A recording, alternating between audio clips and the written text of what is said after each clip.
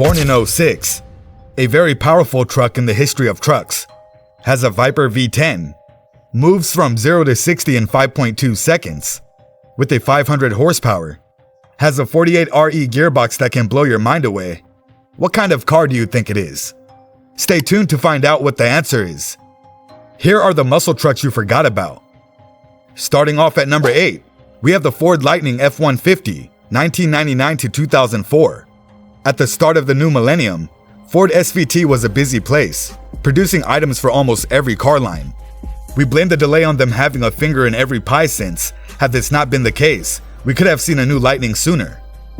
Nevertheless, the wait was worthwhile as the Eaton supercharged, intercooled 5.4-liter Triton V8 engine that powered the Lightning when it made a comeback on Ford's 10th generation F-Series would produce 360 horsepower.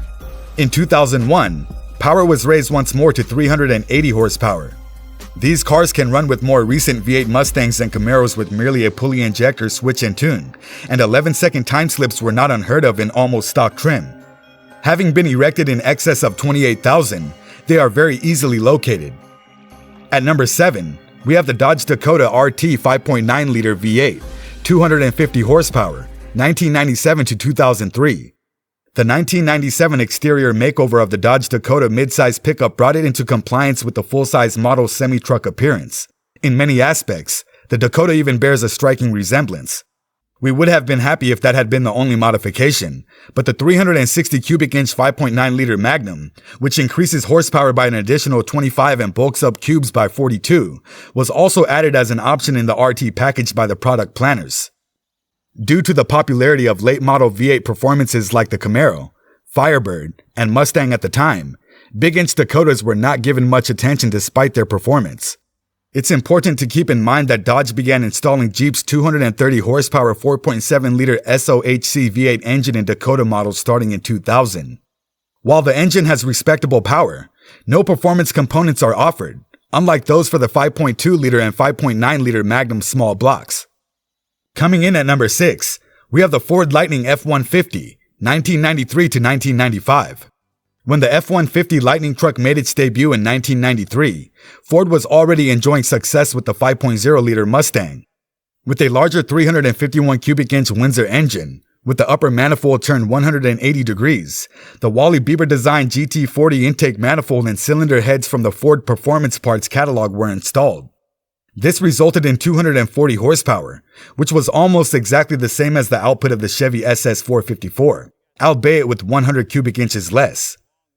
It was a war of the titans, yet Ford preserved until 1995 when Chevy gave up.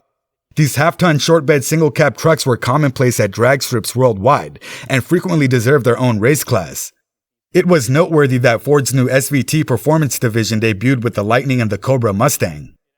At number 5, we have the Dodge Dakota RT 5.2-liter V8 230 horsepower, 1991 to 1996. Mid-sized trucks were the ideal choice for Chrysler when it was searching for a market segment to dominate in the 1980s, since the market was crowded with low-cost import vehicles with mediocre engines. The Dakota was the solution. It became a segment of one and sat halfway between tiny and full-size vehicles. Nobody anticipated the K-Car brand to sandwich a 318 cubic inch Magnum V8 small block with 230 horsepower between the fenders. The V8-equipped Dakota could outrun and hide from full-size half-ton trucks from Ford, Chevy, and GMC because of its low weight. Perhaps unjustly, media publications of the time frequently compared the V8 Dakota to more costly and quicker modern muscle cars because Chrysler did not have a rear-drive muscle vehicle. The few Vipers offered did not qualify. Context: after seeing the potential of the V8 Dakota, Carroll Shelby took the lead in producing a small number of Shelby Dakotas that were mostly based on appearance. Now at number 4, we have the GMC Typhoon, 1992 to 1993. With an additional row of seats, you could quadruple the number of terrified passengers on the 1992-1993 GMC Typhoon, 4,697 manufactured, which was a mechanical twin of the Syclone. Based also on the lightweight Jimmy, the Typhoon offered owners a covered cargo room and an additional row of seats, giving them a degree of usable capacity that the Syclone did not offer. It's easy to see how the original muscle SUV, the Typhoon, impacted modern vehicles like the SRT Durango Hellcat and Jeep Grand Cherokee Trackhawk, which both employ all-wheel drive to provide insane amounts of traction off the starting line on regular all-season tires.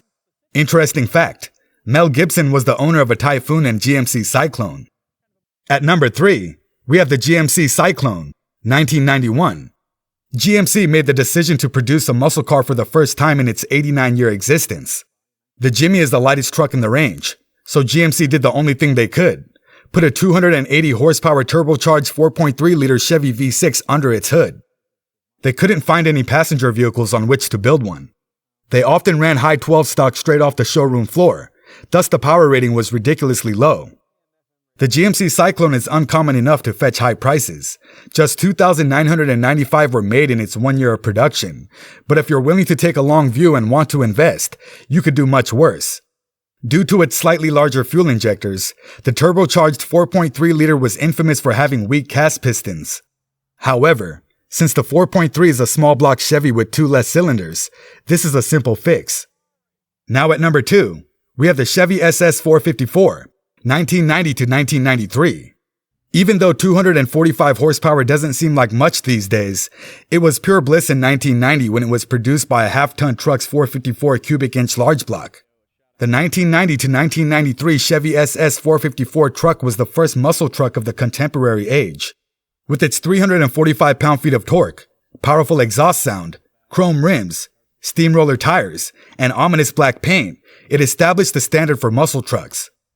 It's true that you can get a second-hand half-ton truck with an LS engine for the same amount of money and get more power, but it won't have the older SS454's iconic appearance, big block engine, or collectible quality. Remember our question in the beginning of the video? Let's see if you got the answer correct. Finally, at number 1, we have the 2006 Dodge Ram SRT10.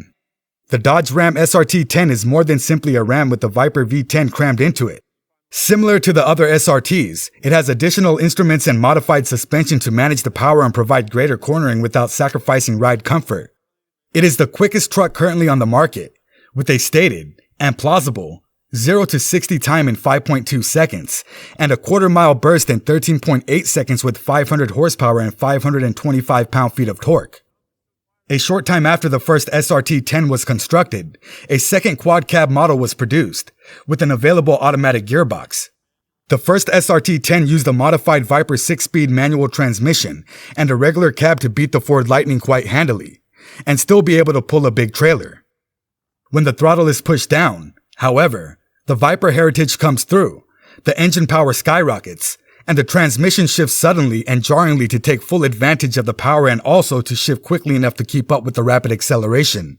It behaves exactly as it should under both conditions, gentle and calm in normal driving, and performance-orientated in hard driving. The SRT10 has a dual personality when it comes to the automatic. The Viper engine is smooth and calm, easily controlled, and imparting the feel of a regular truck V8 as long as the throttle is kept within the usual operating range. The 48RE gearbox, an automated transmission, was modified from a diesel engine due to its immense torque capacity. For powertrain performance and integrity, a 2-piece drive shaft, a heavy-duty torque converter, and specialized gearbox calibration were used. To enhance launch sensation, low-end acceleration, and towing capacity, up to 7,500 pounds, the axle gear ratio is 4.56 to 1. It sounds just like a Viper engine, that's for sure. It doesn't sound as loud as a 2005 Corvette Z06 or a Honda with a tin can muffler when driven normally, but it does have a wonderful, deep growl.